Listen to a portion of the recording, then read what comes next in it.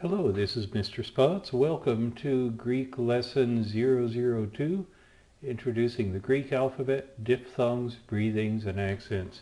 As always, I'd like to invite you to explore our site at potterschool.org, as well as the location ALTS.edu for the American Lutheran Theological Seminary, and welcome people to drop by my site at wittenbergcomo.com, where we can see all kinds of things that we're trying to promote and post for people's help and edification. Today's lesson, we learn the basics of making Greek sounds. Now, in my live class sessions, we practice a whole lot more, but this is not one of the live class sessions, and so I'll just give you a taste of some of it. A lot of times people have difficulty observing, I made that a little small.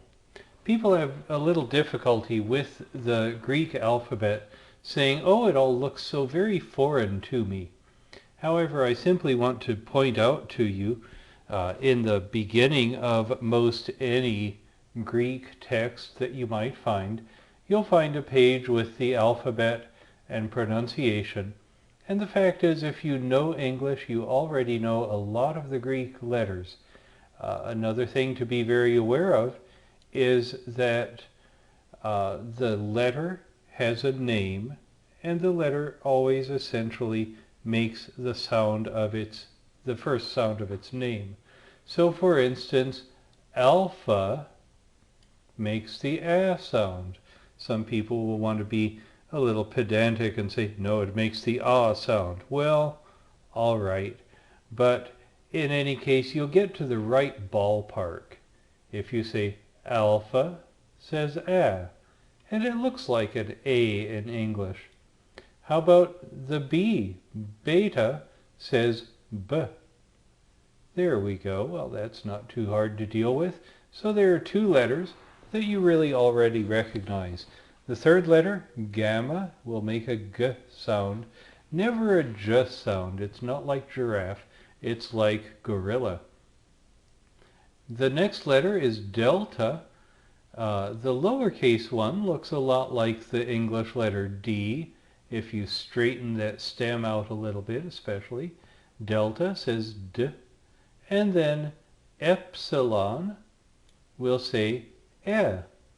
And you see I'm highlighting the letters that look very much like what you think they'll do in English. See, alpha, beta, gamma, delta, epsilon. Here's zeta. You can even see the Z in the lowercase zeta, but it's a little more obscured. The next letter, eta, says A. Well, it looks like an English letter, but not the one that makes that sound, so I won't highlight it. Alpha, beta, gamma, delta, epsilon, zeta, eta. This one is theta. Makes the TH sound like in thing, not like in they.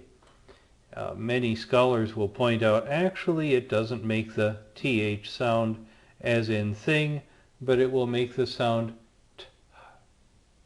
two separate sounds together. In my work with Greek, I have only ever met one person who did that consistently. That was Dr. John Foley, who is an expert in oral tradition. You're okay making it a TH like thing. Here's a handy one. After theta is iota. And I do say iota, not iota, because it makes the sound E. Like in pizza, that kind of an E sound. It still looks like an I, and that is a sound that the letter I can make. Next we have Kappa. Oh, that's easy. You already knew that letter. Kappa. Lambda, making an ul sound, is next. It doesn't really look like anything in English. But next we have mu. The lowercase letter can even look a little bit like an M. If you picture, oops, I'm drawing in yellow. Let's draw in black. How about that? And if you picture it doing this, there you see, that looks a lot like a mu, M. The next letter, nu, you recognize that. The capital one, the lowercase one, looks a little bit odd, doesn't it?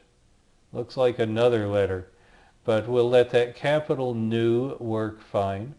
Then we have a xi, makes the X sound, and it's, I say xi and not xi, because its name is spelled like this.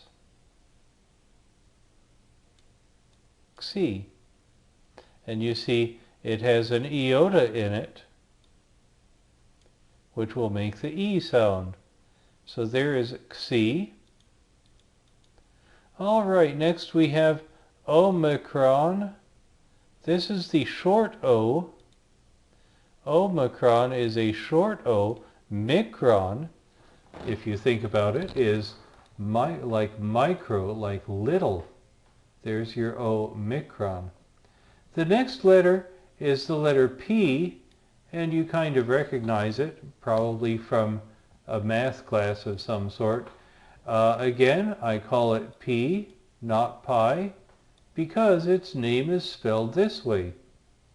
And you see the iota makes the E sound. There's P. The next letter is a little confusing because it looks like something in English, but it's not. It's the letter Rho, and you see, you can imagine Rho makes the R sound. Now, how about the next one? Sigma.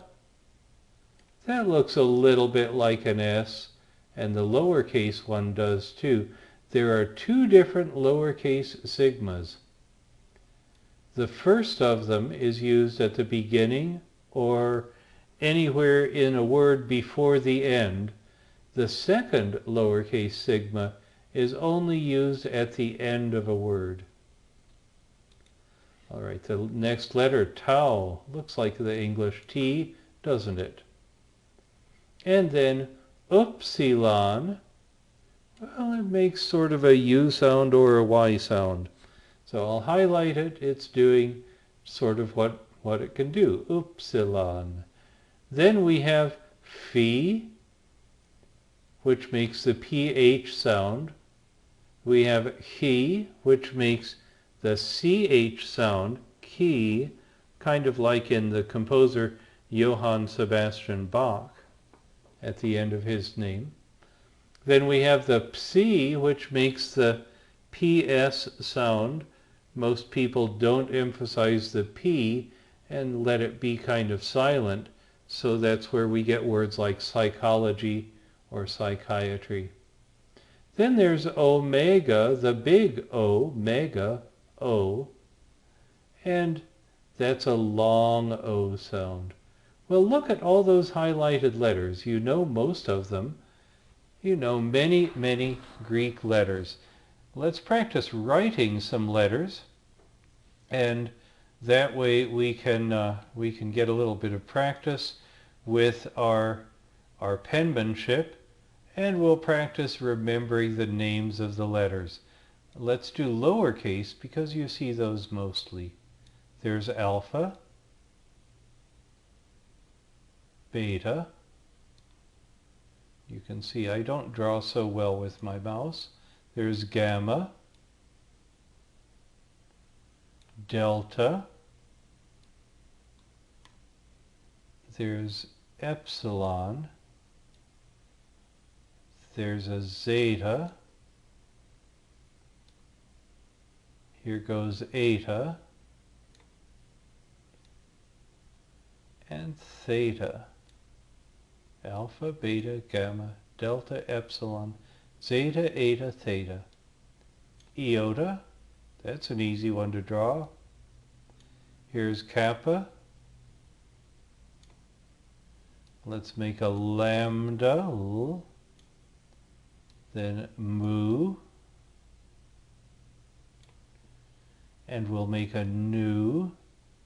Remember, that's the letter N, not the letter V. There's nu, lambda, mu, nu, Xi. Look at the zeta here and compare it with the Xi. The Xi has one more loop. Lambda mu nu Xi. Omicron, that's not a very round one. And here's P.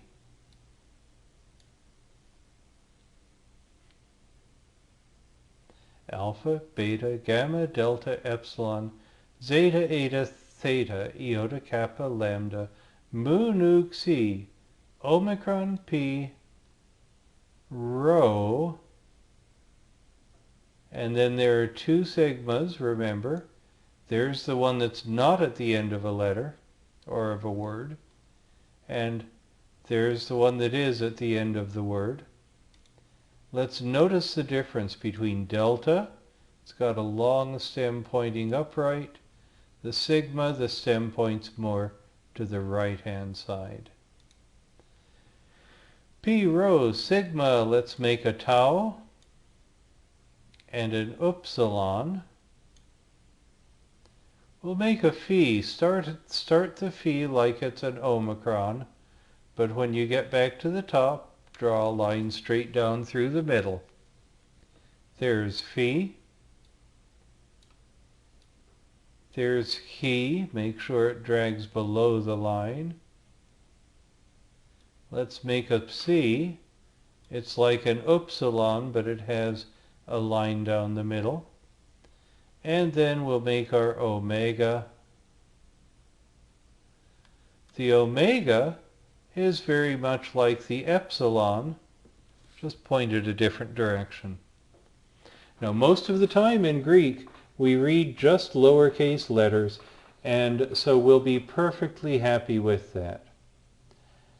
Now, I'm going to stop the recording here, and then we'll make another recording for the second half, introduce the diphthongs, accents, breathings, and the idea of the logbook.